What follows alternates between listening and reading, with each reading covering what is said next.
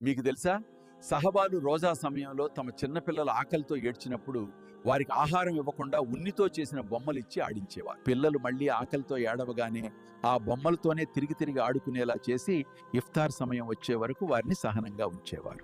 ఈ రోజుల్లో మనం దీన్ని కఠినతగా భావించవచ్చు, కానీ వాస్తవానికి ఇది ప్రపంచంలోనే అత్యుత్తమ మానసిక శిక్షణ, సైకాలజికల్ ట్రైనింగ్ లేదా జ్ఞాన శిక్షణ జహ్నీ తర్బియత్ అయింది. హజ్రత్ రుబయి బిన్త్ మువజ్ రజియల్లాహు అన్హా బయాన్ చేస్తున్నారు, మదీనాలో ఆసూరా రోజు ఉపవాసం ఆదేశం వచ్చినప్పుడు మేము పెద్దలతో పాటు మా చిన్న పిల్లలను కూడా ఉపవాసం ఉంచేవారము. వారు ఆకలి, దాహంతో ఏడ్చినప్పుడు లేదా ఆహారం అడిగినప్పుడు మేము వారికి ఉన్ని బొమ్మలు ఇచ్చేవారము. తద్వారా వారి మనసు మళ్లీ మళ్లీ ఆకర్షితమై ఇఫ్తార్ సమయం వచ్చే వరకు ఉండేవారు. ఇక్కడ ఒక పెద్ద ప్రశ్న ఉద్భవిస్తుంది.